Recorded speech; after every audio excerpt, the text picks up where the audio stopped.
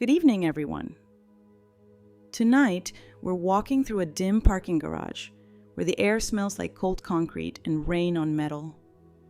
And I'm balancing a leather folder like it's a lantern while a sensor light flickers ahead of me.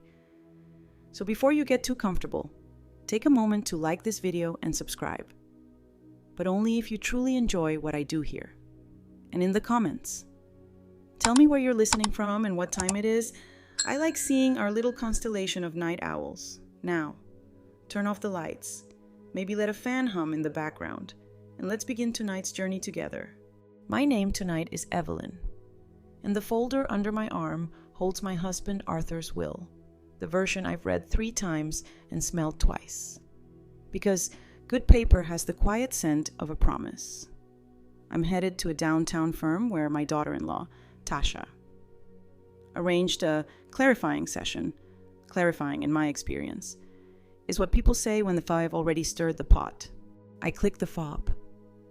The car chirps. A man steps out from between 2 SUVs, a thrift store blazer, nervous haircut, eyes bright with the kind of worry that doesn't ask for permission. Miss Evelyn, palms open.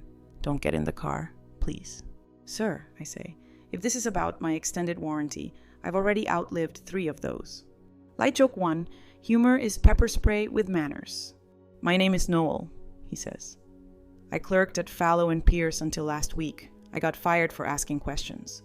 They're planning to slip amended pages into your husband's file today. Backdated witness lines. A fresh signature sheet. Your daughter-in-law is the one pushing it.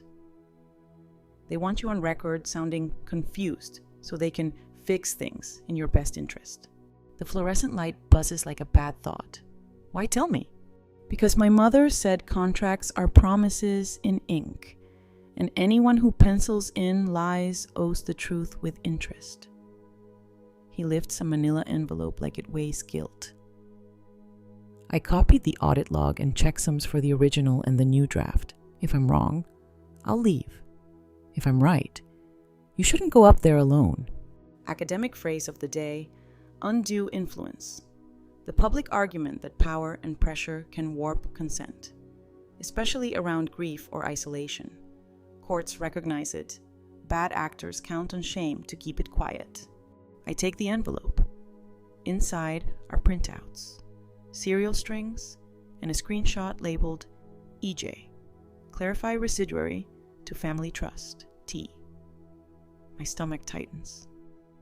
Not from fear, but from the muscle memory of being underestimated. What do you want, Noel? A chance to do the next right thing, he says. And maybe a reference that doesn't include insubordinate Boy Scout. Light joke 2. If this is a con, it's the first where the grifter asks for a LinkedIn endorsement. A car down the row starts and leaves, pushing a candy wrapper along the concrete like a confession. I unlock my door but don't open it. No garage conspiracies, I say. We'll do daylight. Walk upstairs with me. You'll repeat everything on my phone's camera. If you're lying, you'll hate honesty. If you're telling the truth, you'll love the sun. He nods. Deal. Quirky sidebar. In Victorian England, families wrote on mourning stationery edged in black, so even a half-folded letter announced loss before a word was read. Paper talks. Today. So does metadata. The 12th floor lobby glows with the kind of expensive light that tries to convince you nothing sticky exists. Conference B, the receptionist says. Do you need water? We will, I reply. And a copy of your notary's commission if she joins. Light joke 3, nothing dries a mouth faster than asking for a notary in a cheerful voice.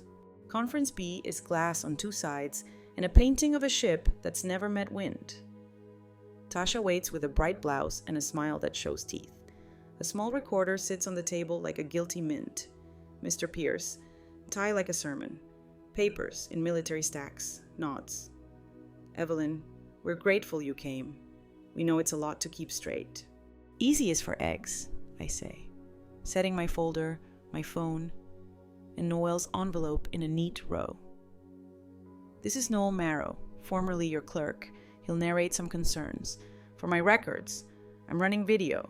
If your recorder runs, so does mine. I'm not sure that's appropriate, Mr. Pierce says. Appropriate is any word that keeps predators comfortable, I answer, voice as soft as steam. Noel faces the window light and talks. He explains the audit trail, the timestamps, the partner note referencing T, the checksums for Arthur's signed will versus the clarified version scheduled for print. Respectfully, he ends. Please produce the chain of custody for Miss James's husband's will, including any replacement signature pages, and halt all printing until independent review. Tasha's smile hardens like sugar left on a hot spoon. Evelyn, you don't understand. We're simplifying. Arthur wanted the trust to be nimble. Nimble is for gymnasts, I say. Wills are for clarity. Elder wisdom. If a meeting begins with someone praising your confusion, you're in a sales pitch, not a conversation. Ask for paper. Ask for time. Ask for a friend who is not on their payroll. Mr. Pierce steeples up. This is dramatic. There's no accusation here that belongs in a law office. It belongs exactly here, I reply, sliding Noel's pages across. This is a preservation moment. Email me the chain of custody and freeze the file. Otherwise, I'll step into the hall and call a detective. And we'll do this with badges and a copy machine. Rooms change when a bluff leaves and the reel arrives. They get heavier and oddly relieved. Mr. Pierce writes a note to reception. Please bring in Miss Dalrymple, he says, voice thinner now, and the current file. While we wait, I study Tasha. She looks at the ship painting like it might sprout moral courage. A tremor appears at her jaw, the same one I saw early on, when she wanted to be impressive more than she wanted to be kind. I lower my voice. Tasha, I'll bury my husband once. I won't bury his wishes to pay someone else's debt. If you're underwater, say so. Drowning is a condition. Drowning other people is a choice. She blinks, then looks down. Somewhere inside, the math begins to rearrange. Debt, shame, opportunity. Grandmother who learned to count without permission. Miss Dalrymple arrives, blazer, clipboard. Energy of a person who knows where the stamp lives, carrying a red well. Mr. Pierce doesn't take it. That is its own admission. We'll take a short recess, he says tightly. Miss James, please remain available. I'll remain with my witness, I answer, standing with Noel and my very awake phone. We step into the hall's clean daylight. Noel leans against the window as if gravity has just remembered him. Was that good? He asks. It was honest, I say, which is better. Down below, cars loop the garage like metallic fish. Up here, paper is about to tell the truth. I text June, my practical friend, to meet us for lunch across the street. I text Priya, my lawyer, to bring her stapler and her calm.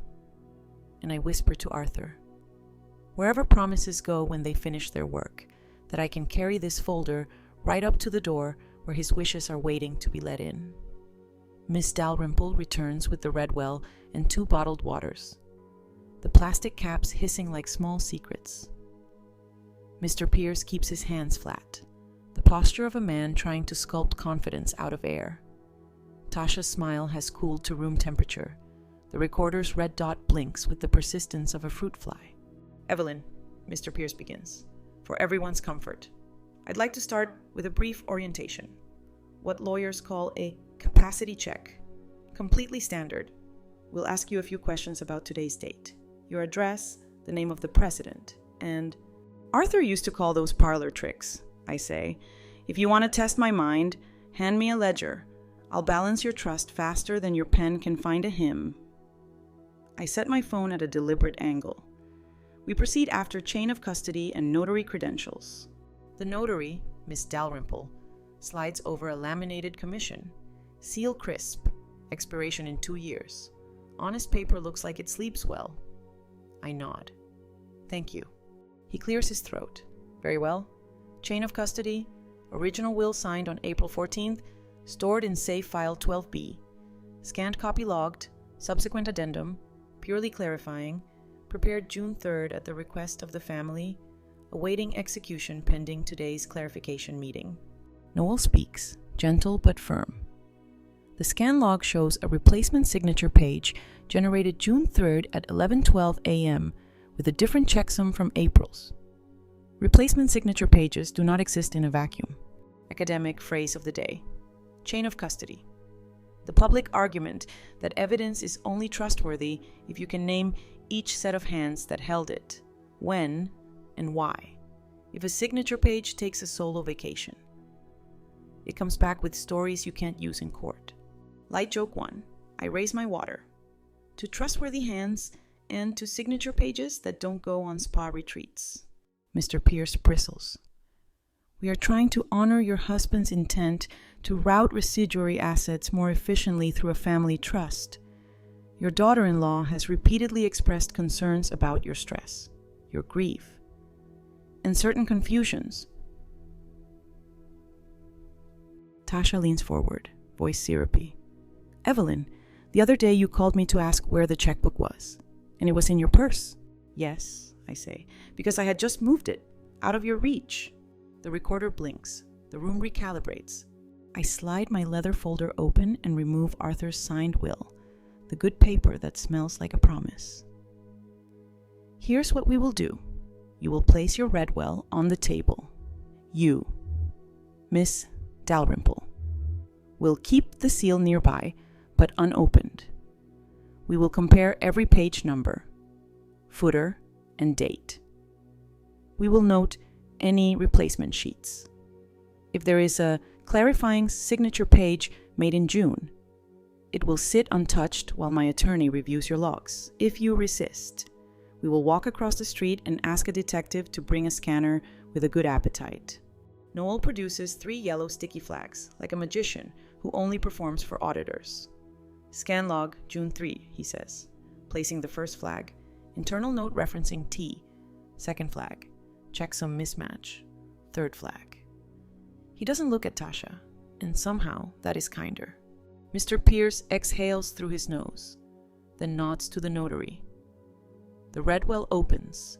Pages fan out, each stamped, each initialed, until a signature page appears with a footer dated June 3rd, space for 2 witnesses who have not yet signed, and a line where Arthur's name has been typeset but not wet inked. I let the silence grow roots. Why is there a June signature page in a file with an April will, I ask. Pre-printed for convenience, Mr. Pierce says. We often prepare routine corrections ahead of meetings. Corrections to a dead man's will, I ask. Velvet over steel. Elder wisdom. If someone brandishes convenience where conscience belongs, check your pockets and your pulse. Paper that changes the future deserves slowness. Light joke 2. Routine corrections sounds like what I call fixing the spices when guests put the paprika next to the cinnamon. Tasha reaches toward the June page, then thinks better of it. We're only trying to help, she murmurs, which is often a sentence that arrives just before a subtraction. Noel turns to Miss Dalrymple. Ma'am, would you mind stating on the record whether you notarized any replacement pages for this will? She shakes her head. Notarizations must be personal appearance, original signatures, proper IDs. I haven't notarized anything for Mr. James since April 14th. Her tone is the moral equivalent of clean countertops. Then we pause here, I say. No more talk of capacity, no more clarifications. We'll invite my attorney to examine the digital logs in the file. If everything is pure as wind, we'll send you thank you muffins. If not, we'll preserve, report, and proceed. Mr. Pierce's jaw ticks. I must advise you that this is us exercising prudence, I say. If you want to advise someone, advise your internal ethics counsel. Quirky sidebar. The modern paperclip was patented by a Norwegian named Johan Valler, but the version we all use, the gem, never got patented. It simply worked so well no one questioned it. Good clips and good ethics do their job without demanding applause. Light joke 3. I line up a row of gem clips like a tiny picket fence. We'll go with the model that just works. He tries one more time. We can't release internal logs without a subpoena. You can preserve them, I say, and you can call your insurer, because if this turns into a conservatorship maneuver via forged confusion, Your risk manager will prefer being early to being surprised. Noelle texts Priya our room number with a fingertip that has stopped shaking. I text June, lunch soon, bring calm. She replies with a thumbs up and a sandwich emoji that somehow reads like courage. Mr. Pierce stands. We're taking a recess. He gathers Miss Dalrymple and the Redwell, leaving the June page on the table as if it might incriminate him by osmosis, and exits. Tasha lingers. Evelyn, she says softly, you're making this harder than it needs to be. Hard, I say, is a word that honest people use when they pick up what they're meant to carry. We'll carry this the right way. She bites the inside of her cheek. We have debts, she whispers. Ben's business, she stops. There it is, I say. A reason, not an excuse. We can speak of reasons in daylight. We can't alter the will to fix them. Her eyes sheen. She nods once and leaves the recorder behind, which is either forgetfulness or a confession. Priya arrives with her stapler, her quiet pen, and the peaceful gravity of someone who doesn't mistake volume for strength. Let me see the June page, she says, and her voice makes the room sit up. She photographs the footer, the typeface, the ring impression that doesn't match April's. We'll send a preservation letter now, she says, thumbs moving across her phone, and ask for the audit log under rule whatever it is that makes clerks sweat, if they balk. We call the DA's elder fraud unit. Noel, you did exactly the right thing. He stares at his shoes, as if the carpet might reward him. We wait. Waiting is its own instrument. You play it by breathing. Through the glass, I can see Tasha in the hallway, pacing, then still, then wiping her eyes with the heel of her hand the way people do when they are, at last, telling themselves the truth. Mr. Pierce returns without his sermon tie, which feels like a costume change. Miss James, he says, voice thinner, we will produce the log for your counsel's review in our conference room. Read only, today. We will also refrain from any addenda until further notice. Thank you, Priya says, as if accepting a package we already insured against. We'll begin in an hour. Also, the recorder stays off. He nods. The red dot goes dark. The room exhales. We gather our papers. Noel's envelope has become less heavy in the hand. Priya tucks the June page copy into a sleeve like a museum guard placing glass over something delicate. I turn to Tasha at the door. Tasha, I'm going to lunch, I tell her. You can come, and we can talk about debts and consequences and the difference between a safety net and a trap. But if you intend to defend forgery, you'll eat elsewhere. She looks like a person choosing. Then she says, I'll meet you across the street. There's dirt under her nails, the honest kind.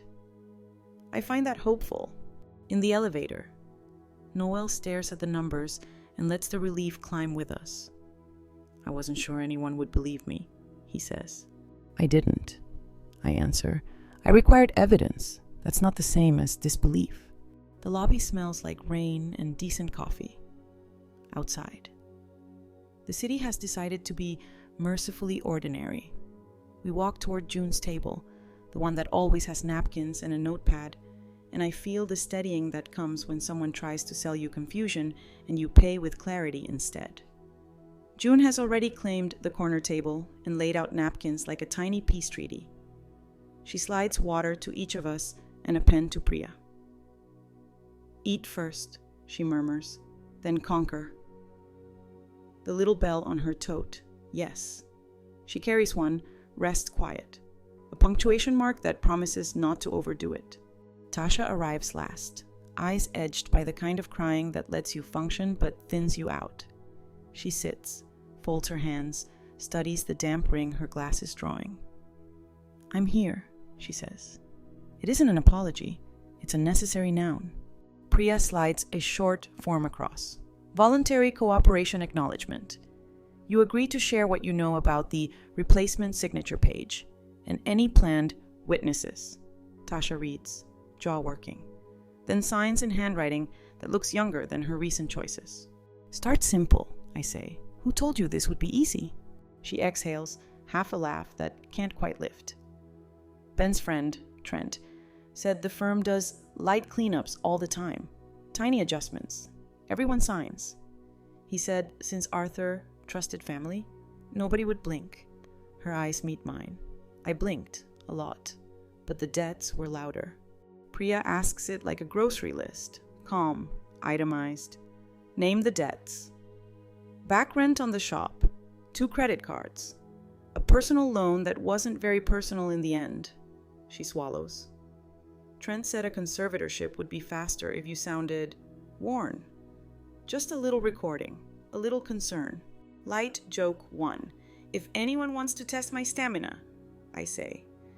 Hand me a household budget and a clock I can bore through granite. The table exhales 1 degree. We eat our sandwiches. Priya flips her paper and draws a neat ladder. Who, what, when, why, how? Evidence loves ladders. It climbs without complaint. Academic phrase of the day. Falsus in uno, falsus in omnibus. The public argument, overused on TV. Debated in real court, that if a witness lies about one material thing, you may doubt the rest. Juries are human. One dirty gear, and the whole clock reads suspect. What about medical angles? Priya asks. Any plan to paint Evelyn as confused? Tasha nods, ashamed and relieved at once. Trent said, everyone's foggy after a funeral. Capture a little of that. The firm can recommend clarity through trust management. She spits the word clarity like a pebble. June writes on a napkin, recording eel trap. Sometimes the shortest words do the worst work, she murmurs. Did you record me? I ask. No, Tasha says quickly. The device today, Pierce told me to set it out. At home, I couldn't. Last week I almost did. Then my tongue felt like barbed wire. Priya caps her pen. All right, back to the firm. They promised a read-only system log review. We'll capture the timeline of every action, created, scanned, generated, printed, plus the digital fingerprints for each version. We'll request names of any intended witnesses. Then we walk 2 blocks to the DA's elder fraud unit. She glances at me. And we bring cookies. Investigators like tidy cases and tidy sugar. Quirky sidebar, true. The first chocolate chip cookie was an accident. Ruth Wakefield expected the chocolate to melt into the dough. It held its shape instead. Good evidence is the same. Under heat, it still holds. Tasha dabs her eyes with a napkin too rough for gentleness. If I cooperate, what happens to me? The truth gets there faster, Priya says. It doesn't erase wrongs. It puts you on the side of stopping them. Judges can smell the difference. Elder wisdom. Confession isn't theater, it's logistics. If your sorry doesn't arrive with names, dates, and a plan, it's just scenery. Noel taps his envelope. I pulled a list of every EJ file touched in June. There's a pattern. 3 estates. Same pre-printed signature page trick. He looks almost apologetic for being thorough. I can testify to procedure and chain of custody. June squares our shoulders with a look. People do better when their spines get help. The firm puts us in a smaller room. Big monitor. Low confidence. An IT analyst arrives, young, careful, the kind of person who asks servers polite questions, followed by Pierce. Now without his sermon tie. Read only, as promised, he says, giving the monitor the flourish magicians save for empty hats. Here's the part I'm rewriting clearly, instead of a jumble of file names. Priya asks for the timeline view, a table listing each action with date and time. The analyst zooms in, reads out loud like medication instructions. The day Arthur signed and the original was stored, the day it was scanned into the system, and, our hinge, an entry in early June that says a new signature page was generated for use if needed. No wet ink, no witnesses, just a template printed ahead of time. Priya has the system display the cryptographic hash for each version, those alphanumeric fingerprints that tell files apart. The April original's fingerprint does not match the June page's fingerprint. In plain English, the real and the new are not the same breed. That's enough. Light joke 2. I love when math grows a conscience, I whisper, like watching a spreadsheet take the stand. Witness list? Priya asks. Pierce looks toward the glass. We sometimes use staff, he says. Professional witnesses are efficient. Professional like grandmother for hire? I ask. His mouth closes around a retort and thinks better of it. We take screenshots of the timeline, timestamps, and hashes. Priya fires off a preservation letter and an email to the DA with the world's least dramatic subject line. Potential document tampering, elder influence vector. She's all scalpel. No shouting. Noel leans toward the analyst. You don't want your name on any "we just made it tidy" keystrokes, he says gently. The young man swallows, then nods, answering a private oath. Tasha speaks without raising her head. Trent gets a finder's fee for family members willing to simplify. The word curdles as it exits. He's outside counsel. He says the quiet part in casual shirts. Priya writes his full name and adds a star. There it is, she says. Motive, method, money. We wrap with a one-page summary email.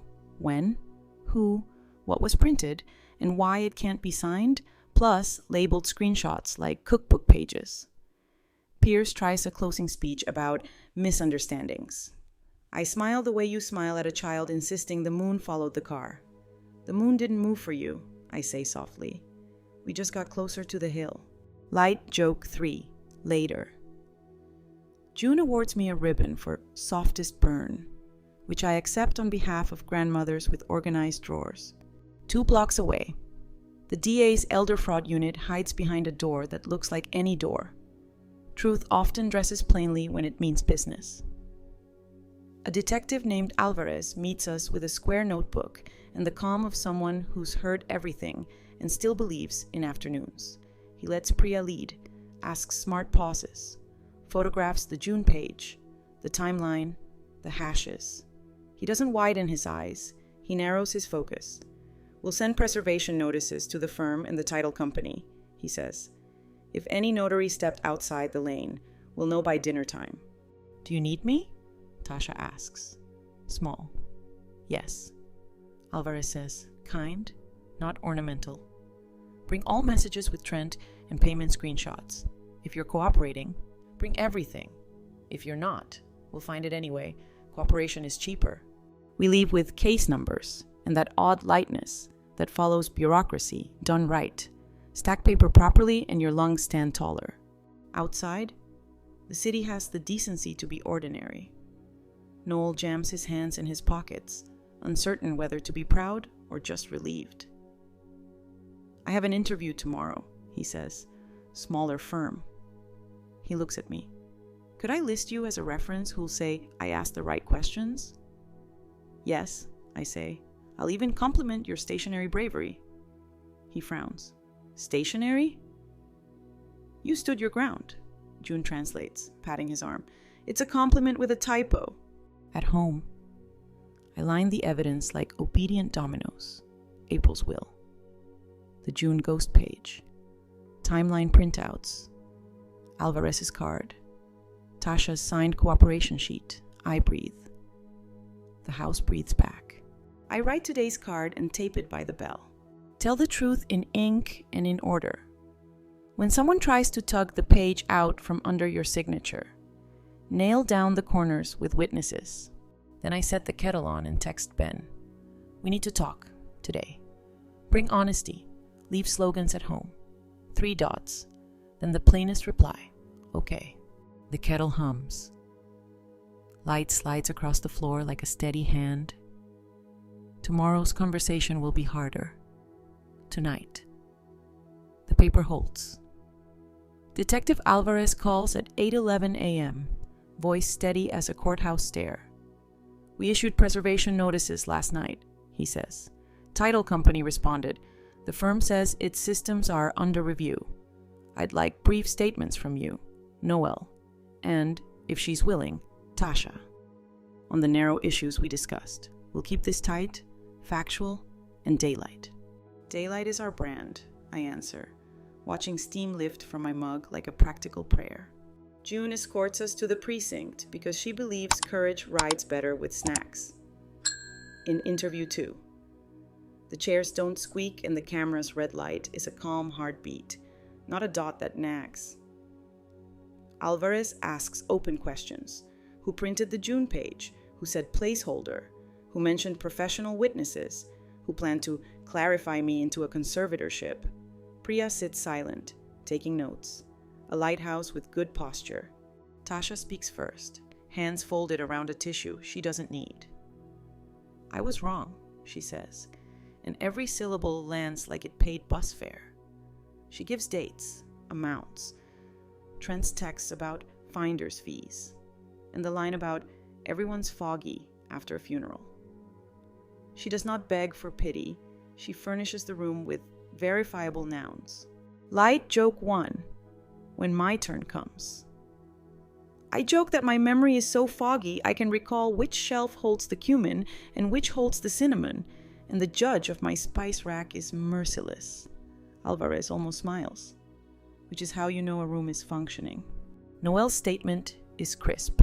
Chain of custody steps. The 11:12 a.m. print. The checksum mismatch. The managing partner initials that shrugged from the log like a name tag at a bad conference. He never dramatizes. He just places boxes where they belong and labels them legibly. Academic phrase of the day. Adversarial accountability. The public argument that truth is best protected when independent actors with competing incentives can inspect the same evidence. Courts favor it. Fragile schemes prefer curtains. We're choosing windows. Alvarez collects our forms and slides business cards across the table, each bearing a case number like a small, respectful leash on chaos. We'll interview the title company's notary next, he says. Her commission history has interesting gaps. He raises his eyebrows a millimeter. That's me being polite. Back home. I open Arthur's ledger because I like the way his handwriting steadies even my breathing. Between rows of pecans sold and seed ordered, he'd scrawled, "Truth hates speed bumps." I copy it onto an index card and stick it by the doorbell, our small cathedral of boundaries. Ben texts, "Can we talk at the house?" No question mark. My son still believes punctuation is for other people. "Yes," I type. "June will be present." He replies with a dot that could be a sigh. He arrives at 3. Taller than my patience but shorter than my love. His shoulders carry a season of wrong turns. He glances at the neat line of papers on the table, then at the kettle, as if water might arbitrate.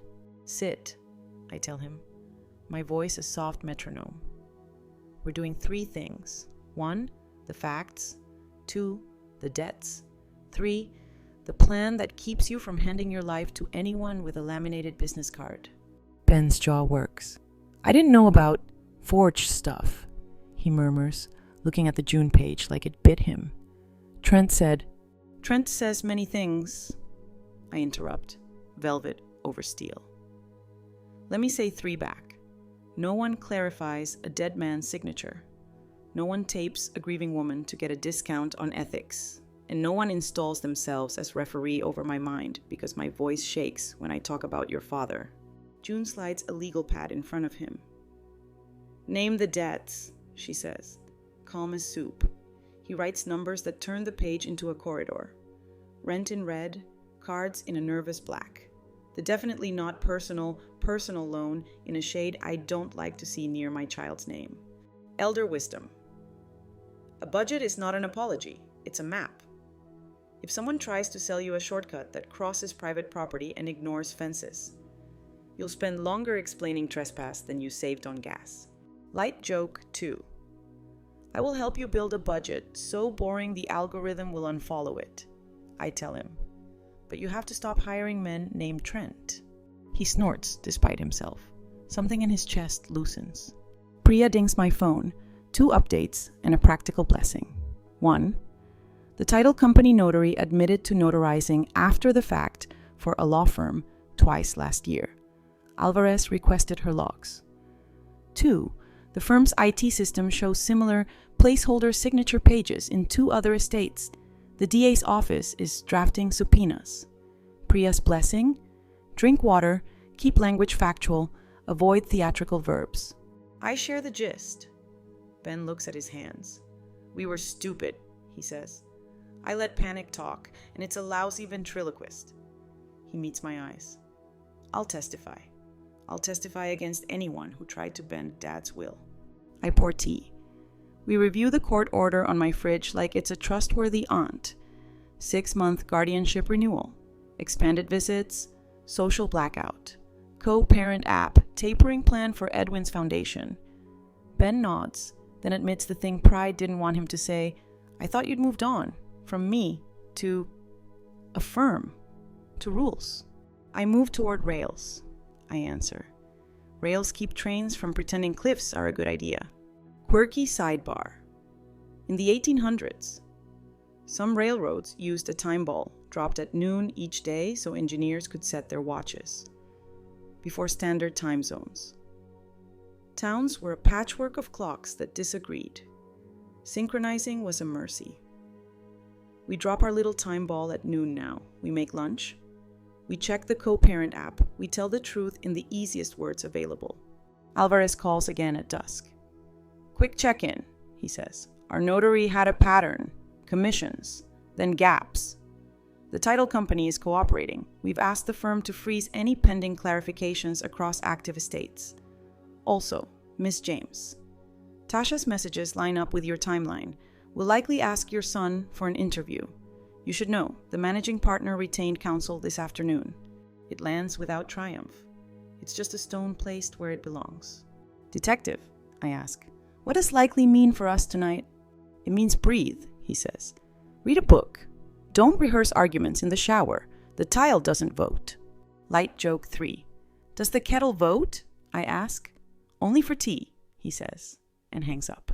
I make pasta with too much garlic, which is the exact amount good days deserve. Tasha texts from her apartment. She forwarded all her threads with Trent, including a laughable finder's fee spreadsheet that looks like it was made by a raccoon loose in Excel. I send a single reply. Thank you for feeding the right machine. After dinner, I line the day's facts like stones across a creek. Alvarez's cards, the notary's admission in neat summary, the firm's read-only log printed and dated, Priya's email threads, Ben's numbers written without flinching. I don't perform relief, I practice it, by putting things where I can find them even when I'm sleepy. Before bed, I write today's card and slide it under the bell magnet. We do justice at human speed. We name the page, the hour, the hand. We keep our verbs small enough to fit on a line with the truth. The house quiets. The camera's discreet blink remembers to forget us. The fan hums its river song somewhere in town. A managing partner is realizing that placeholder is a poor pillow. Somewhere else. A notary is rereading the statute she promised to honor. Here, our bell knows our names. I switch off the lamp and think of Arthur's steady script, of Noelle's brave envelope, of June's snacks that carry dignity like a secret ingredient. Tomorrow. The DA might call again. Tomorrow. Ben and I will open a spreadsheet and choose oatmeal over fireworks. Tonight. We let the paper hold and the floor be enough. By morning. The city has the decency to sound like toast and bus breaks. Detective Alvarez texts a courtesy update. No fireworks. Just nouns. Title co-producing logs at 2 p.m. Pierce's firm retained outside counsel. Please keep communications factual. We'll loop you in for formal statements as needed. Good news is often shaped like oatmeal. June arrives with a grocery bag and the Ministry of Ordinary Things. Tape, highlighters, a sleeve of manila folders that already look like they'll behave. Ben's at the table early, hair damp, face set to the expression men wear when they've decided the dentist can have the tooth. He opens his laptop. I went through my messages, he says. There's more than panic, there's programming. He scrolls. Photos Tasha sent me of you misplacing things. Snips of video where you pause and the caption says, "She forgets." But the clip starts after you'd just done 3 tasks in a row. He turns the screen. I watch myself in a shaky rectangle ask, "Where'd I put the pen?" And then find it in my own pocket and laugh. The clip ends before the laugh. The cut does the lying. Academic phrase of the day: availability cascade. The public argument that a claim repeated and echoed begins to feel true. Not because it is, but because it's close at hand. Say, she's slipping enough times, and even grocery lists look like evidence. June. Gentle, but unsentimental. Draws 2 columns on a legal pad. Story versus footage in full. In the second column, she writes what the camera cropped out. Details. Context. The whole minute where competence breathes. "We'll hand this to Alvarez," she says. "He's building Chain, and Chain loves intact links. Light joke 1. I point to my pocket and deadpan. If I lose the pen again, I'm filing a missing ink report. Ben snorts. Small, grateful. Iris, today a witness more than a subject, texts that she's compiled screenshots of Trent's pep talks. Routine cleanup. No one checks. Get the confusion on record. Priya forwards the thread to Alvarez with a subject line so calm it could lower your blood pressure. Additional context. Narrative shaping artifacts. We visit Ben's shop mid-morning. The door chime is all treble. The shelves wear dust like a patient coat. 2 vendors have slipped late notices under the mat. The business can be saved, but not with parlor tricks. We inventory quietly what sells, what doesn't, what can be returned, what can be forgiven by a supplier who remembers your kid's birthday. Elder wisdom. Debt hates daylight, but it can't survive it. Put every bill on the table, name it, date it, and decide, pay, pause, or negotiate. If a solution needs a secret, it isn't a solution. At the counter, Ben rubs the wood where customers lean while they talk about hinges and hopes. "Mom," he says, "I told myself you were tired because it was easier than admitting I was drowning." He doesn't cry. He calibrates. I nod. "Our family tells the truth without indictment," I say. "We can say you needed help and also say you don't get to counterfeit mine." Light joke 2. I peck the top of the counter. We should install a tip jar labeled "Donations to the Department of Better Decisions." Oh, Mom. Noon brings Alvarez's second text. Title co-notary interviewed. 2 after-the-fact notarizations admitted, both linked to outside counsel. Trent, pulling surveillance stills, firm served with subpoena placeholder pages across 3 estates. Beneath it, a short, almost tender instruction: eat something. We do. Tuna on toast. A pickle that thinks it's theater. June takes a call and returns with a raised brow. "My friend at the library says someone tried to reserve the conference room under your name for a capacity check. She blocked it and called me." I feel the heat of anger, then let it pass like weather. "No performance exams booked by strangers," I say. "If anyone needs my memory tested, they can ask me how many teaspoons go in Arthur's cornbread. The answer is, it depends, and also your oven runs hot." Quirky sidebar, true. Polygraphs, so-called lie detectors, measure breath and heart rate. Not truth. Many courts won't allow them. Reliable evidence looks more like timestamps, receipts, and which side of the paper the coffee ring sits on. Afternoon.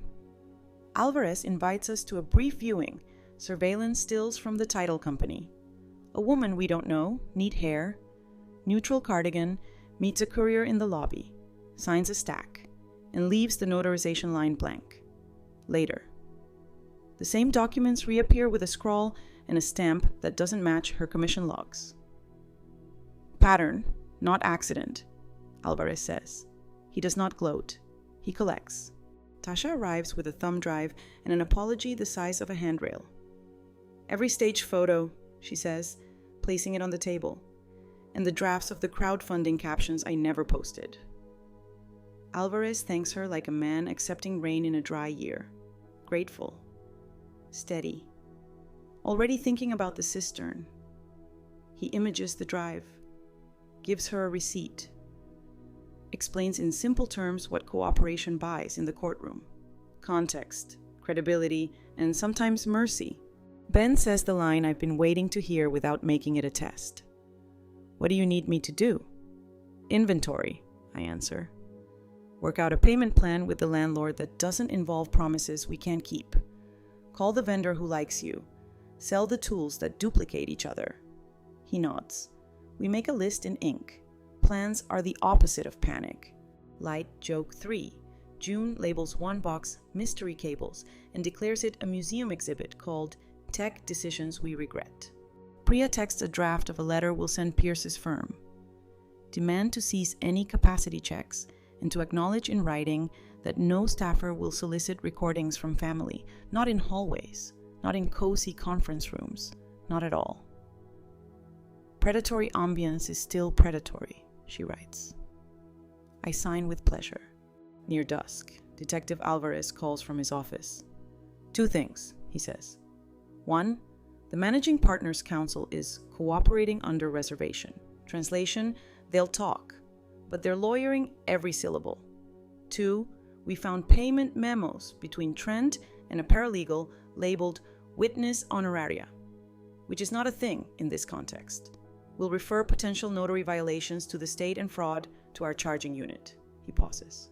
It's moving. What does moving mean for us tonight? I ask. It means you keep doing the boring heroic, he says. Make dinner, keep the paper straight, don't let anyone bait you into speeches. I hang up and stand at the window until the lamplight decides to be kind. On the table, April's will.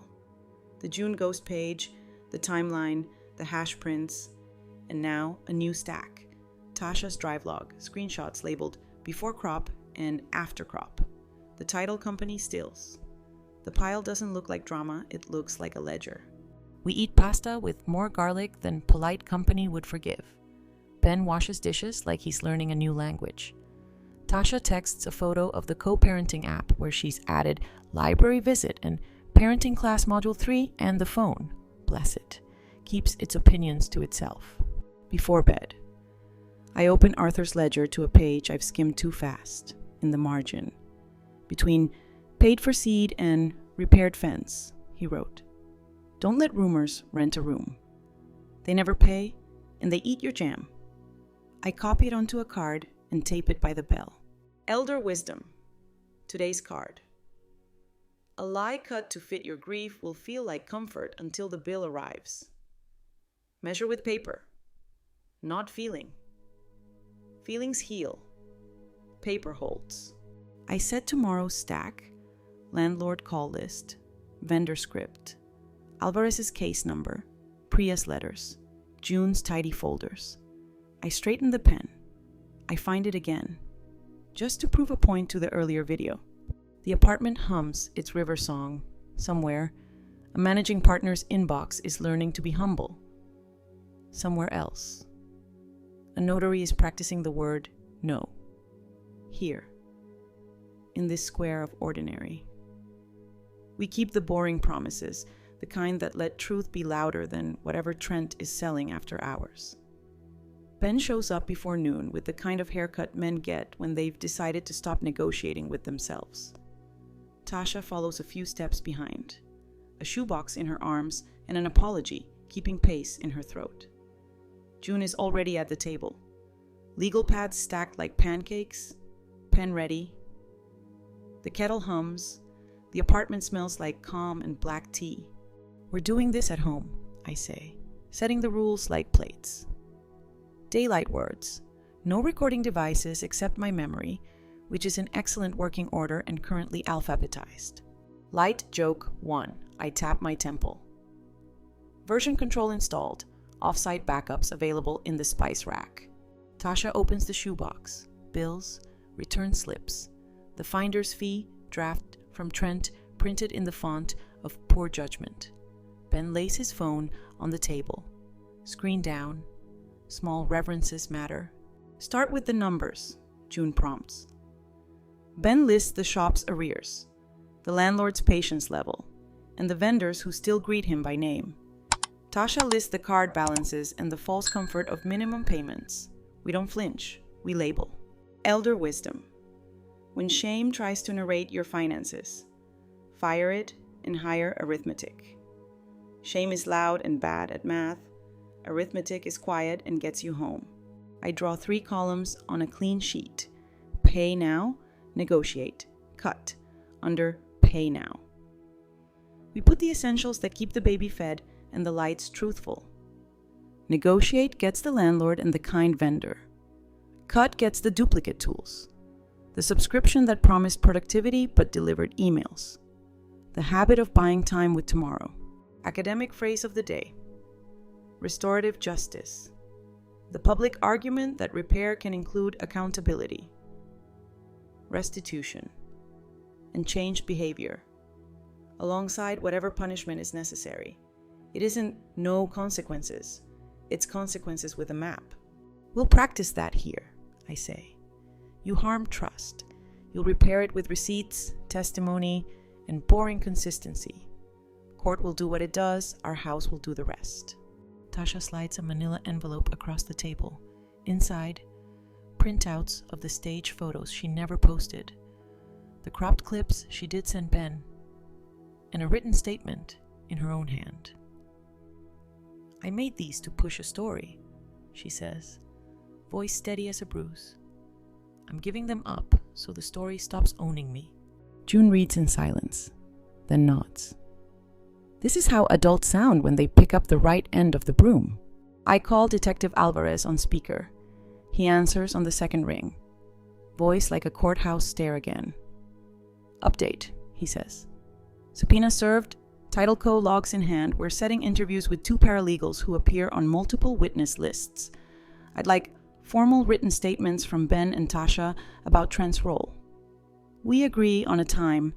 He reminds us to keep adjectives on a leash. Facts travel faster without glitter. Quirky sidebar. True.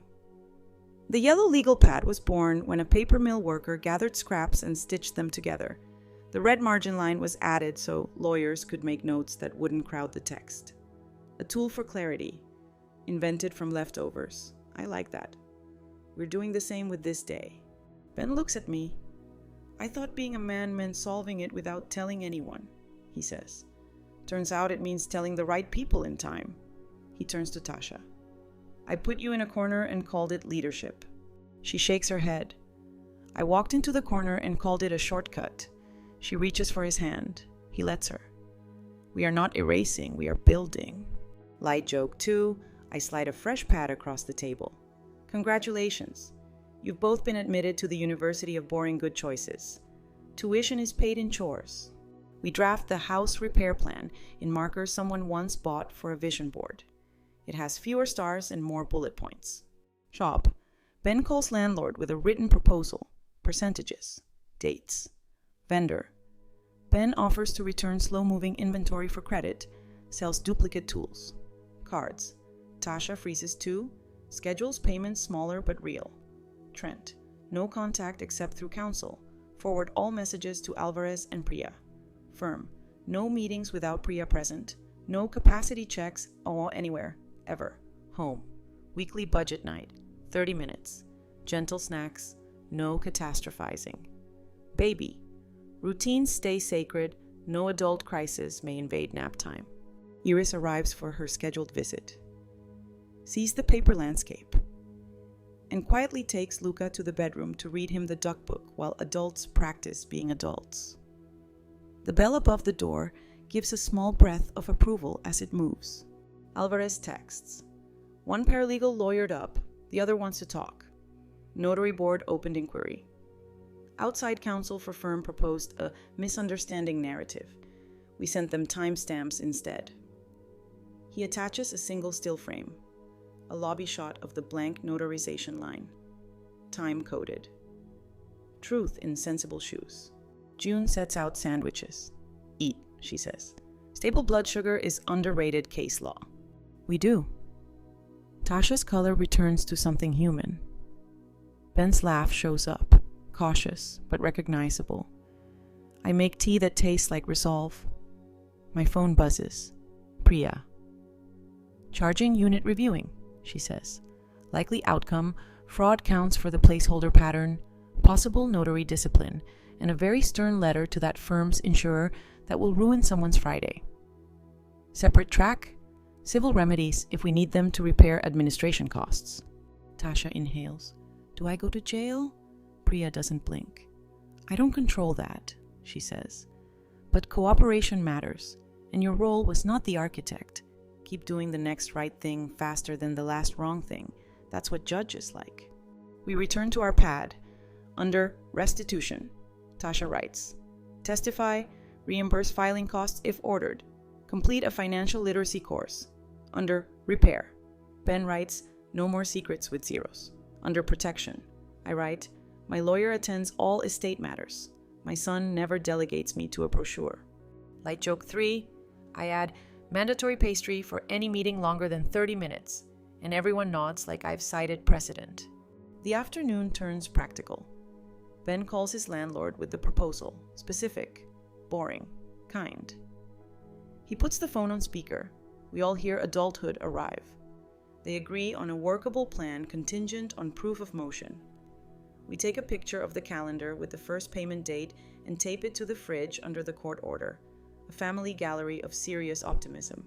I send Iris a photo of Luca asleep, duckbook face down like it fainted from literature. She replies with a heart and a sentence that makes humility sound like music. I'm learning that small is bigger than drama. I text back, that's the degree we offer. Evening.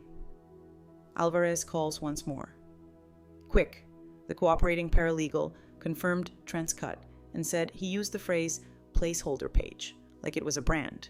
He says, we've scheduled interviews with the managing partner and the firm's IT lead. Keep your phones on, and if anyone from that orbit contacts you, route it to me or Priya. We promise, he adds. For what it's worth, your timeline and logs are the cleanest I've seen this quarter. Neat makes real move faster. After we hang up, we do the most radical thing a family can do in a crisis. We keep our routine. Dinner at 6:30, dishes. A walk to the corner and back, where streetlights remember our names. When Tasha leaves, she pauses at the door, touches the bell like a truce. Thank you for letting me repair, she says. We're not finished, I answer, but you're in the right line. I open Arthur's ledger and find, beside an entry about replacing a fence post, this. Neighbors helped, gave them pears. I write today's card and slide it under the magnet. Repair is a verb you do with other people watching. Keep it public enough to stay honest, private enough to stay human. Before bed. I set out tomorrow's work. Statements for Alvarez, copies for Priya, landlord proof, vendor scripts, the University of Boring Good Choices syllabus on top. The fan hums. The new camera remembers to forget us. Somewhere. A managing partner practices saying outside the scope to his own reflection. Here. We practice saying next right thing to a sink full of clean dishes. Detective Alvarez's voicemail lands at 7:42 a.m., unhurried and precise. Interviews today with the managing partner and the IT lead. Please remain reachable. If outside counsel contacts you, forward, don't engage. I play it twice while the kettle makes its small weather. The apartment smells like toast and legal pads. June arrives with breakfast that thinks highly of itself, oatmeal with sliced pears, and the steadying presence of someone who knows how to move a day along without pushing it. Ben shows up 5 minutes early, wearing that new haircut like a contract he signed with himself. Tasha comes last, a folder in her hands, not clutched, carried. Home rules, I say, setting the tone like a table. No speeches, no blame loops, and we keep verbs small enough to write on paper. Light joke 1. I tap the fridge where the court order lives. Also, anyone who says placeholder page has to put $1 in the ethics jar. We'll fund scholarships. Priya texts. Firm's outside counsel proposed a global clarification meeting this afternoon. No cameras. mutual civility, and a friendly notary present. I declined. We'll keep everything with Alvarez. I feel the warm satisfaction of a door politely closing on a draft. At 10, Alvarez calls from a hallway that sounds like varnished floors. IT lead confirms generation of multiple signature page files with June timestamps, he says. He did not love finding his initials in the audit. Partner claims industry practice and client convenience. We asked for written policy, none produced. Also, outside counsel floated a line about capacity checkpoints being protective. We reminded them that stairs are protective. Carpets over stairs are not. Academic phrase of the day. Motivated reasoning. The public argument that people shape their facts to fit the conclusion they've already chosen. When a firm wants efficiency, it starts calling shortcuts a public service. I text back a single received, then add, "We're available for sworn statements anytime after nap time." Alvarez replies with a thumbs up that reads like dry humor. We spend the late morning on Ben's shop plan. He calls the kind vendor, reads the script we wrote, plain numbers, honest dates, no drama, then stops talking and lets kindness make the next sound. It does. A third of the slow inventory can go back in the ledger of the day. That's a deposit named possible. Tasha shows me her written statement for Alvarez, 2 pages. Tight handwriting, no adjectives, only nouns and timestamps. She's learning our house style. I initial the corner like a blessing. Elder wisdom. When you can't make something easy, make it clear. Clarity is kindness wearing work boots. If your plan needs mystery to function, it's not a plan, it's a hope in costume. Noon brings a text from Iris with a duck emoji and the words, "Library at 3. I write back, "Yes, we'll be there with boring on." The fan hums its low river while Luca naps in a world where court orders are just wallpaper to dreams. At 1:15, my phone rings with an unknown number. I let it go to voicemail because adulthood is sometimes not answering. A transcript pings in. "This is Martin Pierce. Miss James, delete. Forward to Priya. Forward to Alvarez. The kettle exhale is my applause. Quirky sidebar, true. The humble paperclip, our dependable gem, generated clever code in Wadiwito. Norwegians wore them as a quiet symbol of resistance to occupation. A tiny loop of steel that says, "We're attached to the right things." I line 3 across my legal pad like pocket-sized courage. We meet Iris and Luca at the library under our reliable window. The light falls through leaves like a calm argument. We do exactly what the order says. 90 minutes, a witness, June, no photos, no social media, a stack of board books. Iris reads about a mouse who organizes buttons. Luca tries to eat one of the buttons with scholarly intent. We end on time. Iris hands him back without turning the room into a shrine. Progress hums under the carpet, polite and real.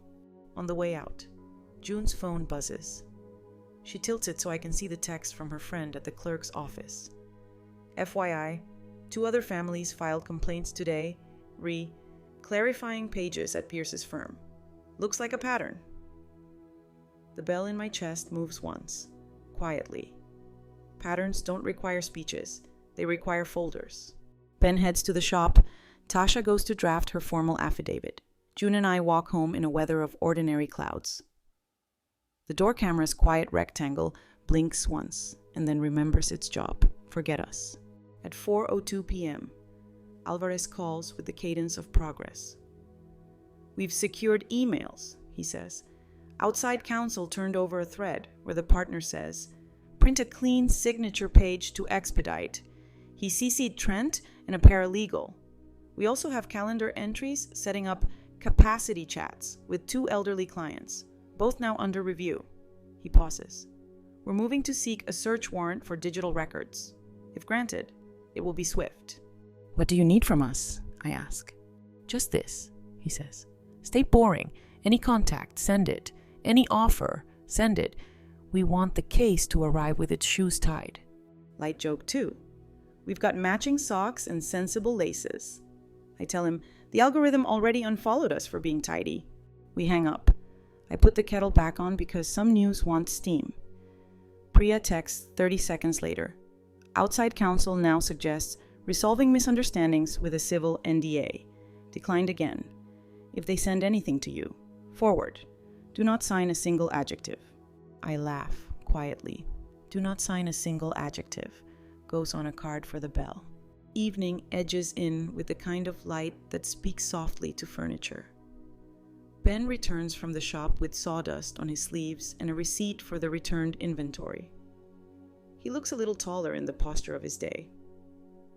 Landlord accepted the plan, he says, and shows me the email. It's boring enough to frame. Tasha arrives with a printed affidavit, a copy for Alvarez, one for Priya, one for her own small folder. She set the fonts to reasonable. She formatted the dates like they mean something. She didn't apologize. She documented. That's a new muscle, and a better one. We eat dinner on purpose. Rice with the kind of chicken that forgives cooks. Luca practices consonants at the P's. Iris tells a story about the library mouse that almost has a moral, and we let it stop before it gets preachy. The house feels level, the way a boat feels when the river stops trying to be dramatic. After dishes. My phone lights with an email. Subject line. Draft, clarification and cooperation agreement. Mutual. I don't open it. I forward it to Priya and Alvarez with 2 words. Unopened. Forwarded. The bell on the door gives one small breath, as if pleased with our wrists. Priya replies, "Good, do not engage. We'll add it to the offers tab." Alvarez follows. "Thank you. We love untouched drafts. Judges do, too." Light joke 3. I tell June we've just invented a new kitchen sport, forwarding without reading. She awards me a gold spoon. Near 9. Alvarez texts a final summary for the day. The way a decent bookend holds a shelf. Warrant application prepared. 2 cooperating witnesses scheduled. Outside counsel advised to cease all contact with represented parties. Title company notary under formal review. Sleep. It's the last word I needed permission for. I open Arthur's ledger and find a line I've somehow skipped for months. When a storm pretends to be a season, change the calendar. I copy it onto an index card and slide it under the bell's magnet. I write today's card beneath it. We don't debate with fog, we set out cones, turn on steady lights, and wait it out with soup. Truth hates hurry, so do babies. Ben rinses mugs and sets them upside down like little helmets. Tasha gathers her folder and thanks the room. Not with grand gestures, but with eye contact and a quiet, "See you at 9." Iris moves the duck book back to the shelf and taps the spine like a coach giving a shoulder squeeze. Luca sleeps with his mouth open, catching whatever the dark is handing out for free. The camera blinks once, obedient, and goes still. Outside. The street keeps its promises. 1 car, 1 neighbor, 1 gentle trash truck minding Tuesday. Inside. I straighten the pile on the table. Affidavits, receipts, case numbers, our tiny code of kitchen law. Somewhere. A managing partner is trying to teach the word misunderstanding to a fact pattern that refuses to learn it. Somewhere else. A paralegal is telling a roommate, "I'm going to say the real thing. Here. We stack the day where morning can find it. We turn the fan to low river, and we let the night be exactly as uneventful as justice likes." At 7:06 a.m., the kettle fogs the window just enough to paint the day in soft edges when Detective Alvarez calls. "Judge signed the warrant at dawn," he says, voice calm as a library. "We're imaging servers and collecting originals. No need to come in. I'll update you once we've inventoried what matters." I thank him the way you thank weather for behaving, quietly, with both hands around a mug. June arrives with toast and the kind of pears that taste like apologies accepted. Ben texts a photo of the shop's cleared shelf, duplicates boxed. Mystery cables herded. Floor swept like he means it. Tasha sends a screenshot of her affidavit submitted through the portal. The green checkmark looks like a small square blessing. By late morning, Alvarez calls again. Quick summary: 3 placeholder signature pages across 3 estates. Emails show expedite instructions. Outside counsel's name all over the finder's fee thread. Notary board has opened formal proceedings. Charging unit is drafting counts, attempted document tampering, conspiracy, and notary violations. We'll bring Pierce and Trent in for interviews today. You'll likely get subpoenas for a narrow set of records. Routine. Routine, I repeat, tasting the word like a spoon of oatmeal. All right, academic phrase of the day. Institutional drift. The public argument that organizations slowly normalize shortcuts until they look like policy. One day, it's just a template. The next day, it's industry practice. And nobody remembers when the guardrail moved. Light joke 1. If policy were a pantry, I tell June. Someone put the paprika where the cinnamon should be and started calling it dessert. She snorts into her tea, which is a sound I'd buy as a ringtone. Priya drops by with 3 folders and a steady pen. Subpoenas will ask for your call logs with the firm, any notes from the meetings, and the chain of custody for Arthur's April will, she says. We'll comply by noon. Also, outside counsel sent another clarification draft with an NDA shaped like a smothering pillow. I declined in font size 12. We stand at the dining table and work like we're folding good shirts. Precise, unhurried. June labels tabs, Ben scans receipts. Tasha staples her statement copies without dramatics. Iris arrives for her library visit, hugs Luca in the doorway, and leaves us to our paper quiet. The apartment breathes like a small boat on a calm lake. Near noon, Alvarez again. Status: Pierce arrived with counsel, said the words misunderstanding and client convenience. When shown the hash mismatch and the expedite email, counsel asked for a break. Trent came in blustery, left quieter. We recovered a payment spreadsheet labeled honoraria with dollar amounts tied to names. Also, one paralegal flipped. She's candid, and she has calendar invites with phrases you don't want to see in calendar invites. Quirky sidebar. True. The modern ballpoint pen exists because a journalist watched how quickly newspaper ink dried and wanted a pen that behaved like a tiny press. The first models leaked. Better ones learned to keep their seal. Tools can be taught manners. Afternoon brings the subpoenas. Narrow, polite. Priya smiles at their tidiness. We produce exactly what they ask for. And I write a small note to myself on the margin. Paper is the muscle that lifts more than anyone expects. At 3, Alvarez texts, charging unit authorized, arrest warrants for Trent, fraud, conspiracy, and notice to appear for Pierce, tampering related, title Conco, notary referred for emergency suspension. You will see headlines. Don't engage. We'll file a statement of facts that respects your privacy.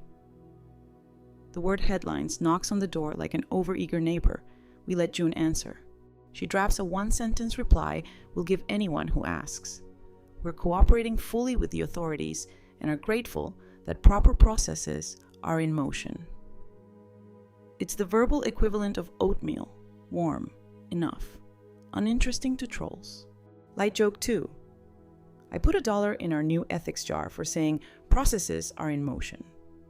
Because somewhere, a high school English teacher just sighed. Ben heads to the shop to meet the landlord for the first payment. He sends a selfie with the receipt and a ghost of sawdust. Tasha walks to the library to work through her financial literacy module. She forwards a screenshot of her passing quiz with a note. Turns out minimum payments are just slow quicksand. She's learning to name things without mood music. By evening, the DA's office posts a brief. Investigation ongoing. Alleged scheme to prepare replacement signature pages. Emphasis on elder protection statutes. Alvarez phones to translate the public words into kitchen-friendly nouns. We'll likely propose a plea to Trent once we map all the money, he says. Pierce will fight, but the log entries and the cooperating witness do a lot of talking. For you, no added obligations tonight. Drink water. Follow your routine. Elder wisdom. When consequences finally knock, let the doorbell do its job. You don't have to narrate anyone's lesson. Keep your house in order. Let the law find its sentences. Erase texts from the bus. Proud of everyone choosing boring. A sentence I did not expect to read from that phone number and now want embroidered on a pillow. Priya emails. Tomorrow. Short sworn statements for you and Ben. Tasha's will be longer. Cookies permitted. We make dinner. Rice. Beans. A salad that crunches like good decisions. The camera minds its rectangle. The bell breathes when the hallway air shifts. After. I sit with my husband's ledger and find a line I missed under paid farmhand in cash plus pie. If a man sells you a shortcut, ask him to take it in front of you. I write it on today's card and slide it under the magnet. Then the phone rings. Unknown, local. I let it go. Voicemail transcribes. Miss James, this is a reporter. Delete. Forward to Priya. Forward to Alvarez. We return to dishes, which are excellent judges of character. Academic phrase of the day. Second entry because it fits. Plea bargaining. The public argument that cases resolve faster when defendants exchange admissions and cooperation for reduced charges. It's pragmatic justice. Not everyone likes it, but it keeps the calendar honest. Light joke 3. If a plea deal were a casserole, June says, drying a plate, it'd be the kind that looks bland and feeds everybody anyway. I award her our gold spoon on the spot. At 9. Alvarez texts the quiet line that means the day is complete.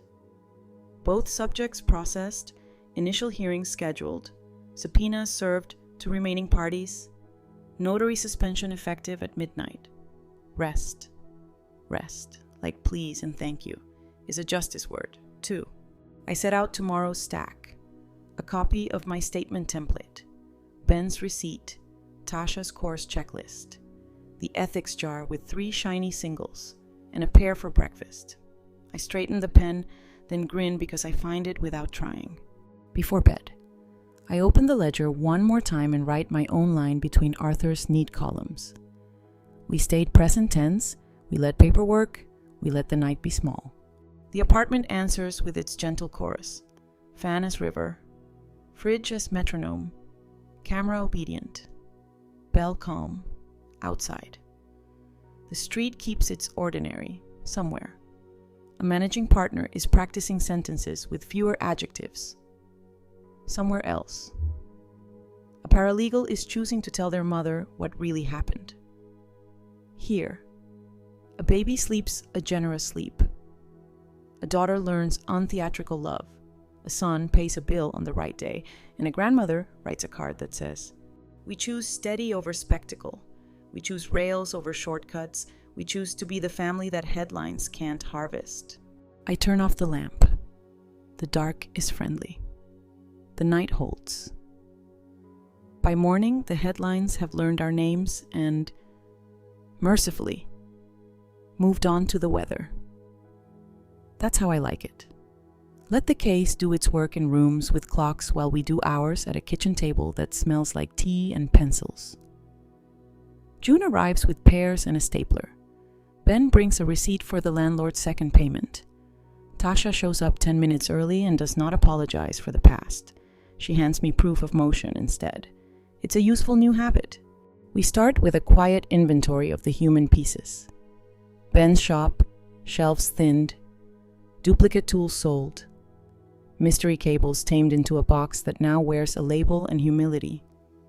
Tasha's finances, 2 cards frozen, payment plans confirmed, a spreadsheet whose columns make sense even to a sleepy brain. My job? Keep the rails visible and the meals predictable. Iris texts from the bus with a duck emoji and library at 3, our chorus continuing on key. I call Noel, the whistleblower who turned a garage interruption into daylight. He answers in a voice that sounds like someone who slept without flinching. Interview went well, he says. Small firm. They asked for a reference. You have one, I tell him. Also a proposition. 1 day a week at our library to help elders with paperwork, wills, scams, unkind contracts, hourly, above board, lots of clipboards.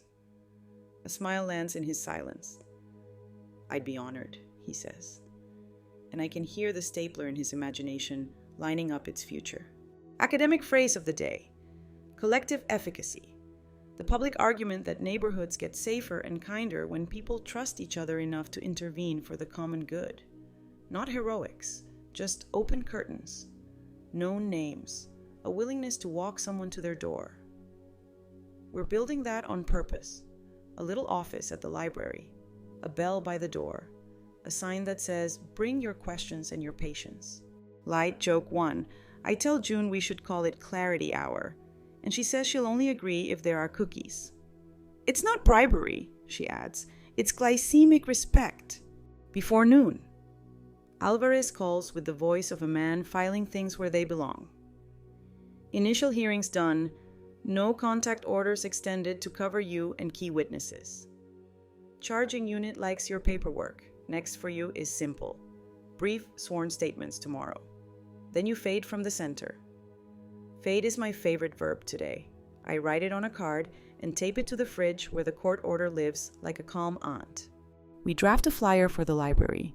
Large font, friendly verbs, 3 promises, no sales, no pressure, no drama.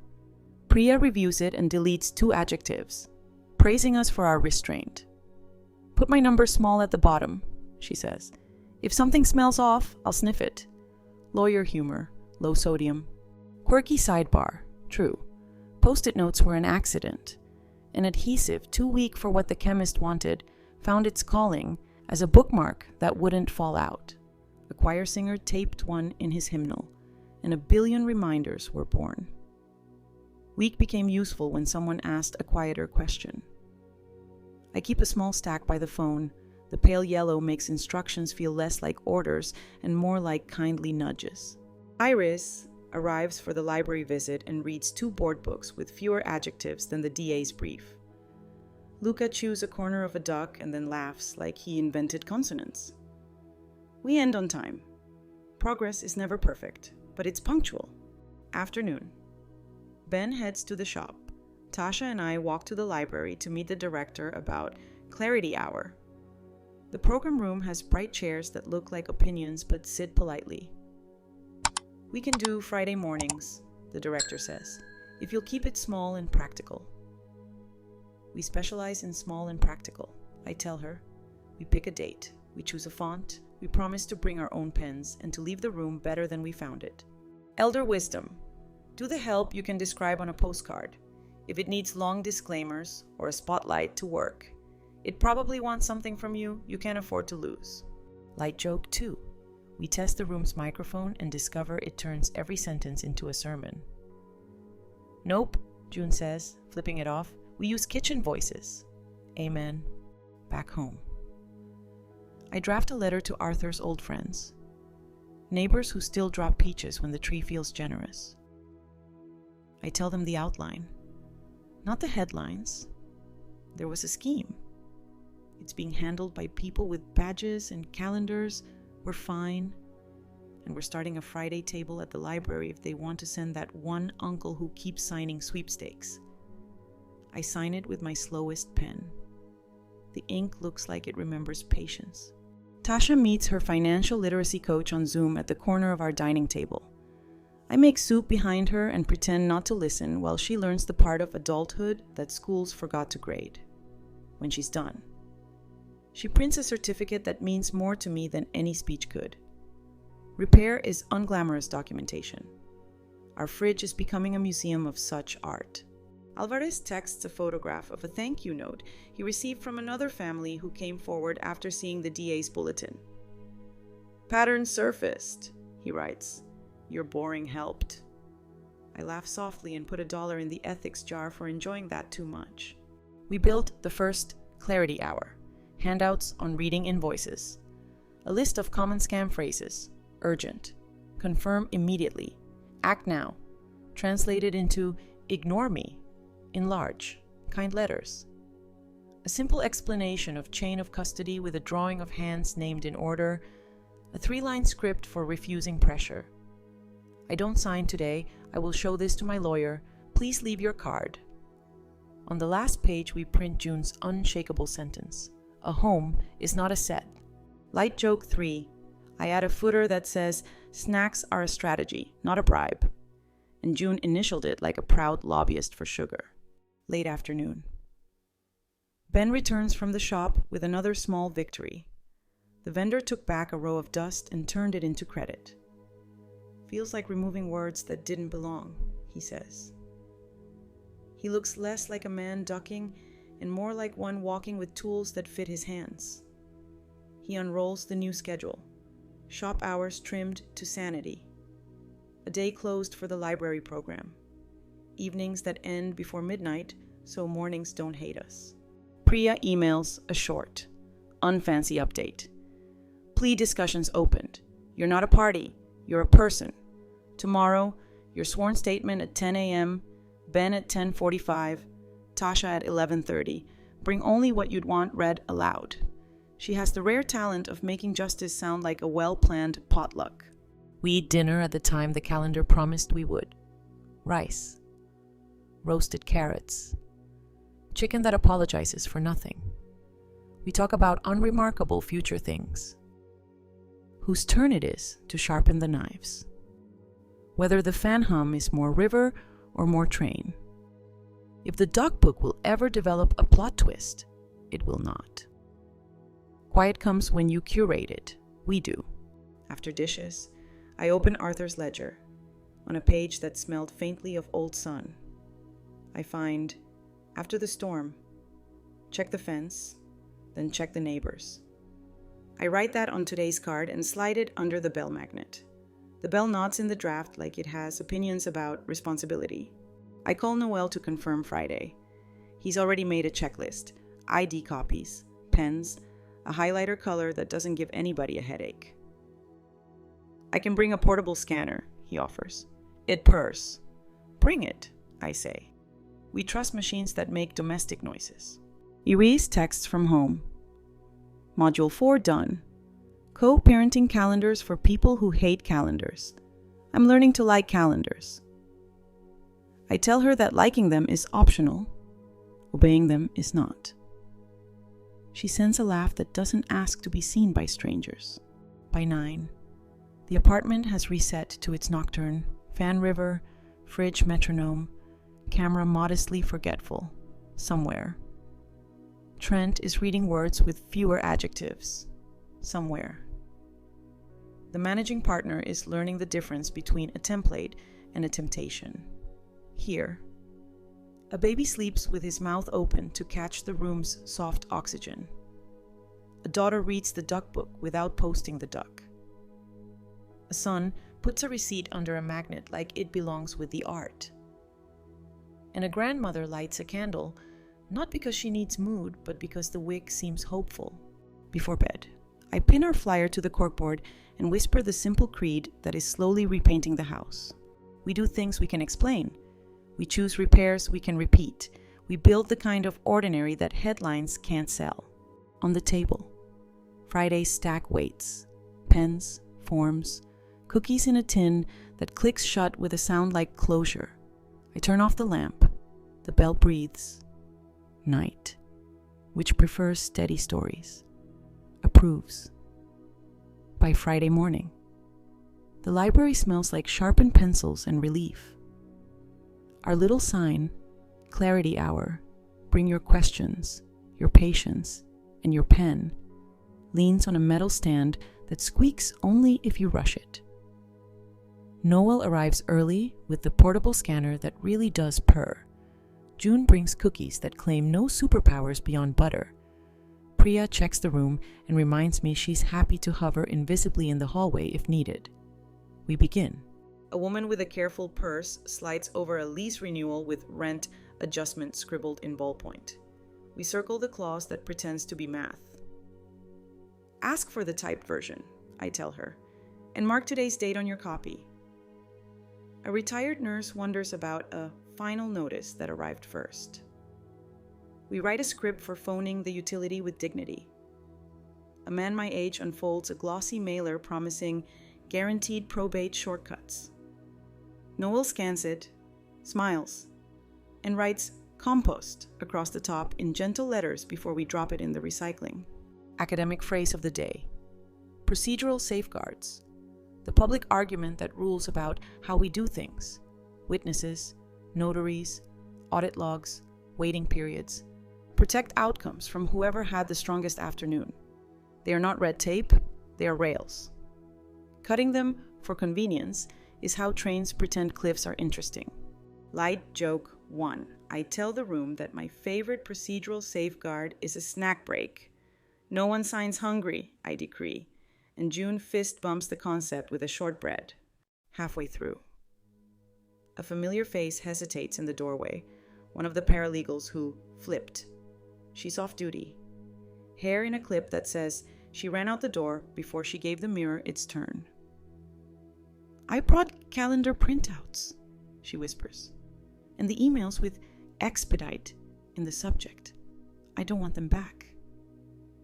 She hands Noel a folder like handing over a neighbor's keys during a storm.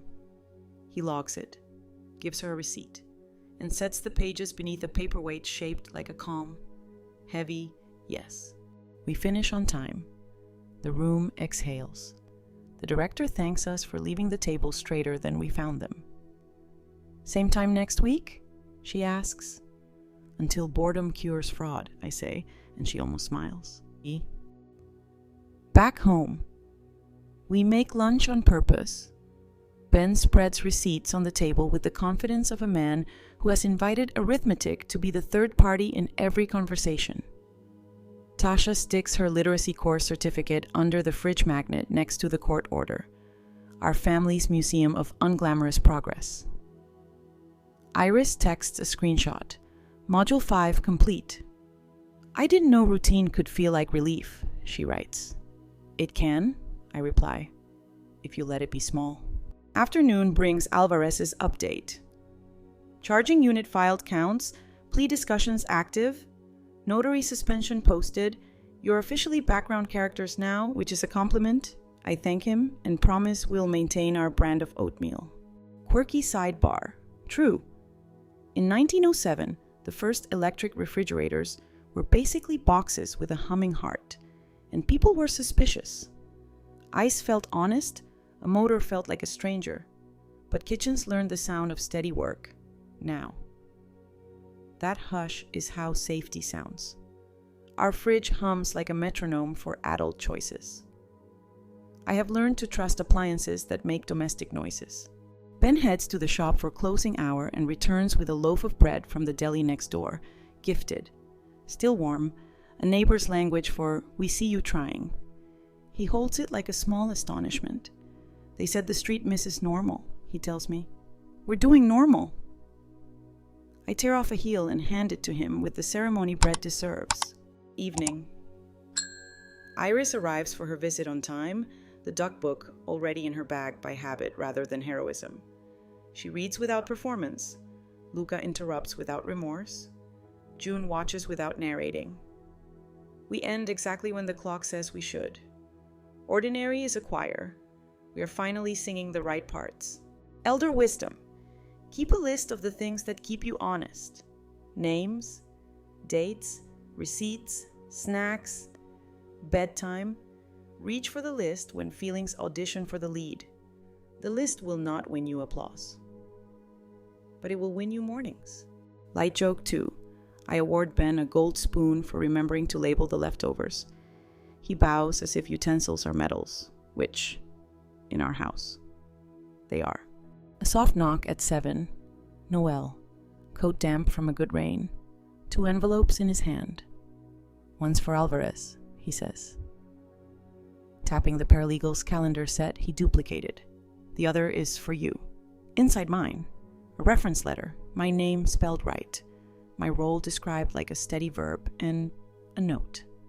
Thank you for letting me use the right bravery. I feel Arthur's ledger nod in the drawer. We eat soup. The fan sings its river. The camera blinks.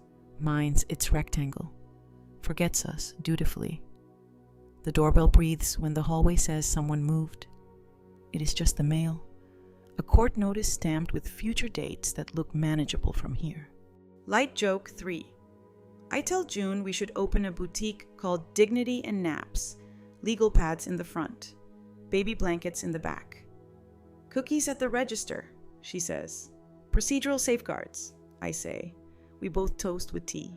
When the table is clear and the kitchen in that sweet, brief state where even the sink looks forgiven, I take out Arthur's ledger. Between barn hinge replaced and 3 bushels sold, he had written. When the path gets honest, don't sprint, walk so the ground remembers you. I copy it on a fresh card and slide it under the bell magnet. At 9:12 p.m., Alvarez texts a single line fit for a lullaby. All parties notified, next hearing set, your statements received, sleep. We do. Not like victors, not like martyrs. Like a family that knows which drawer holds the teaspoons and which holds the thick pens for signing what matters. I lie in the soft dark and replay the small, unanimous sounds of the day.